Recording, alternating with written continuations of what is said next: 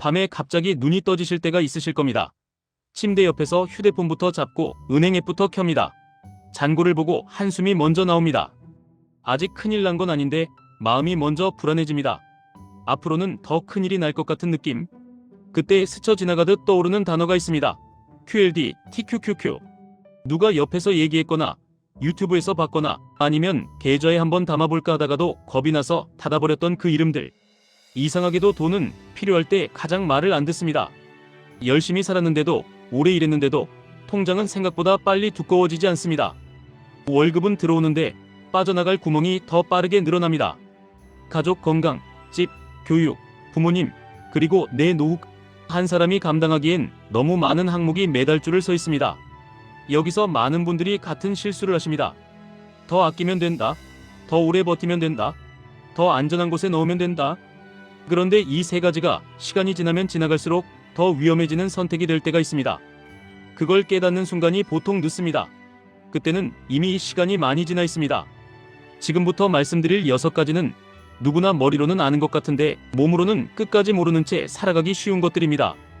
그리고 이 6가지를 연결해주는 실전 도구가 바로 소유권과 복리이고 그 흐름 위에 QLD, TQQQ 같은 이름들이 자연스럽게 올라옵니다. 처음부터 그걸 들고 뛰라는 말이 아닙니다. 다만 왜 사람들이 그 단어를 결국 다시 보게 되는지 그 이유를 정확히 짚어드리겠습니다. 첫째, 수입이 한 줄이면 삶이 통제됩니다. 회사에서 받는 월급, 그 한 줄로 모든 걸 해결하려고 하면 인생이 결국 일정표에 잡혀버립니다.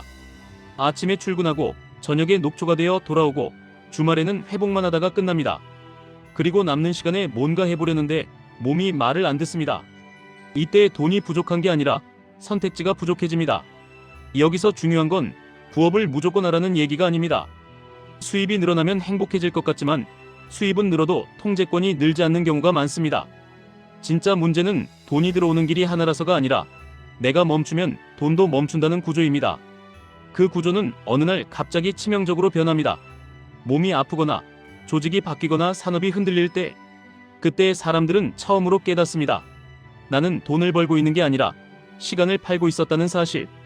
그래서 두 번째 비밀이 나옵니다. 시간이 돈보다 비싸다는 사실은 너무 늦게 체감됩니다. 젊을 때는 체력이 커버해줍니다. 밤새워도 다음날이 돌아갑니다. 그런데 어느 순간부터 회복이 느려집니다. 하루가 사라지는 느낌이 듭니다. 그럼에도 똑같이 일하고 똑같이 야근하고 똑같이 스트레스를 받습니다. 돈은 조금 늘었는데 삶의 여유는 줄어듭니다. 이때 가장 위험한 착각이 생깁니다. 조금만 더 참으면 된다. 조금만 더 버티면 된다. 그 조금이 몇 년을 먹습니다. 몇 년이 지나면 수입은 올랐는데도 여전히 불안합니다. 왜냐하면 수입이 아니라 구조가 문제였기 때문입니다. 세 번째 비밀은 시급이 아니라 소유권이 부를 만든다는 사실입니다. 이건 거창한 말이 아닙니다. 내가 일할 때만 돈이 들어오는 구조에서 내가 잠든 사이에도 돈이 움직이는 구조로 한 칸만 옮겨가도 인생의 긴장이 바뀝니다. 그 한 칸이 바로 소유권입니다. 부동산이든 주식이든 사업이든 자산이든 핵심은 같습니다. 내가 시간을 팔지 않아도 내 몫이 남는 구조. 많은 분들이 주식을 위험하다고 느끼십니다. 맞습니다. 위험합니다. 그런데 은행에만 두는 것도 위험합니다. 다만 은행의 위험은 조용해서 잘 안 느껴질 뿐입니다. 주식의 위험은 시끄러워서 매일 체감될 뿐입니다.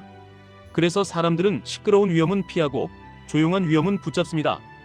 그 조용한 위험이 시간이 지나면 가장 무섭게 작동합니다. 여기서 QLD, TQQQ가 왜 등장하느냐? 이 상품들은 소유권 위에 속도라는 요소를 올려둔 도구입니다. 기본적으로는 나스닥 100 지수의 움직임을 따라가되 변동을 더 크게 만듭니다. 그래서 좋을 때는 빠르고 나쁠 때는 더 빠릅니다. 즉, 이걸 들고 있다는 건 단순히 주식을 산 게 아니라 내 인내심과 규칙을 시험대에 올려둔 겁니다.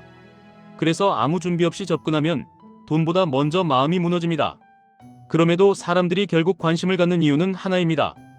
시간이 부족하다고 느끼기 시작할 때 속도가 눈에 들어오기 때문입니다. 네 번째 비밀은 복리는 해본 사람만 믿는다는 사실입니다.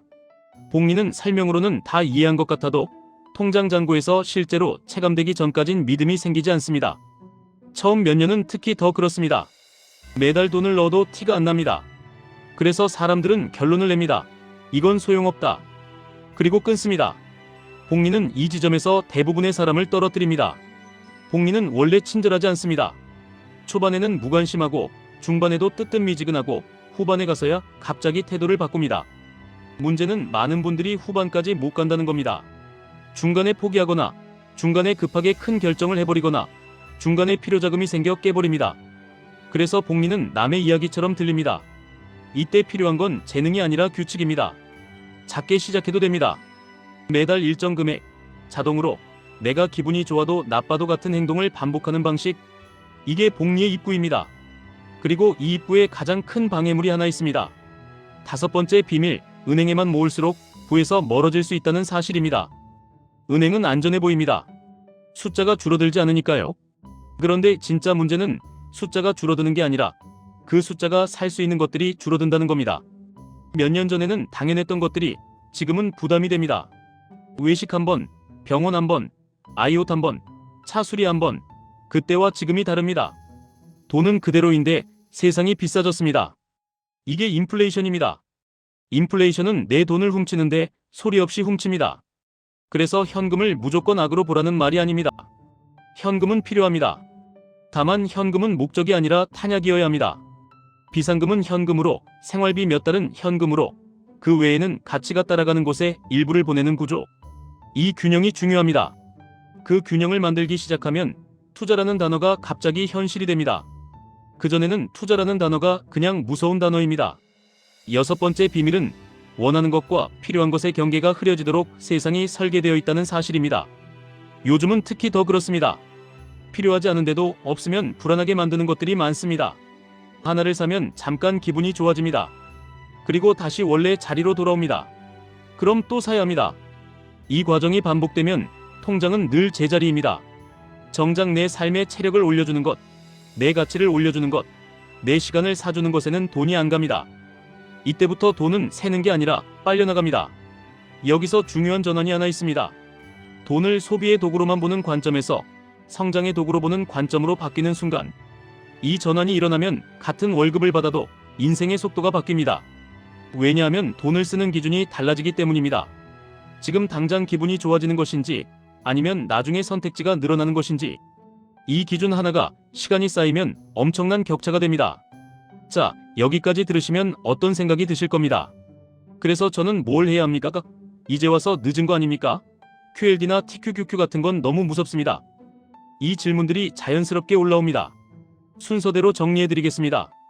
첫 번째, 내 수입 구조를 종이에 적어보셔야 합니다. 월급, 부수입, 이자나 배당, 임대, 사업, 현금성 자산에서 나오는 흐름. 지금은 없어도 괜찮습니다. 적어보는 순간 현실이 보입니다. 현실이 보이면 다음 행동이 단순해집니다. 없는 줄을 한 줄만 만들면 됩니다. 처음부터 크게 만들 필요 없습니다. 작게라도 흐름이 생기면 그게 사람을 바꿉니다. 돈이 아니라 마음이 바뀝니다. 두 번째, 지출을 줄이는 게 아니라 지출을 분류하셔야 합니다. 살아야 해서 나가는 돈, 삶의 질을 올려주는 돈, 잠깐 기분만 올려주는 돈.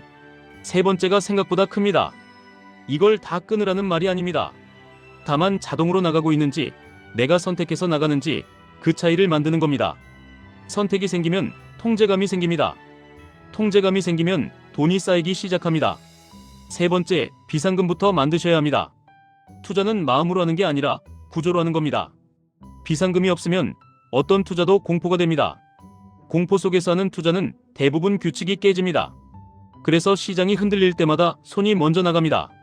그 손이 계좌를 망칩니다. 비상금은 수익을 만드는 돈이 아니라 규칙을 지키게 해주는 돈입니다.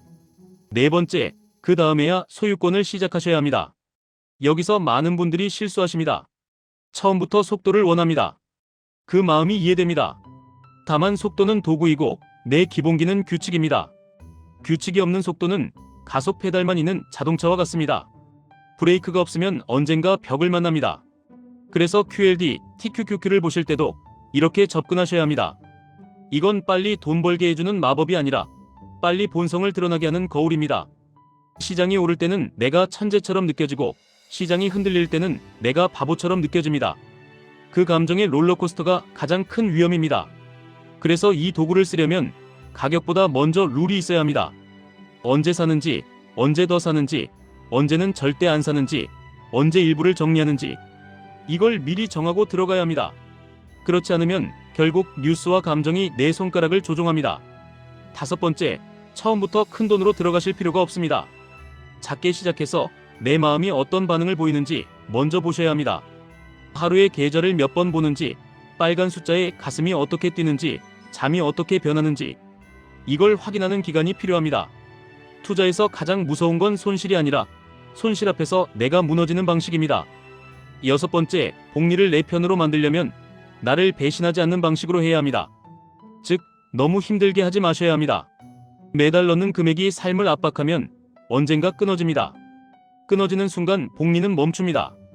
복리는 커다란 한 방이 아니라 작은 반복의 승리입니다.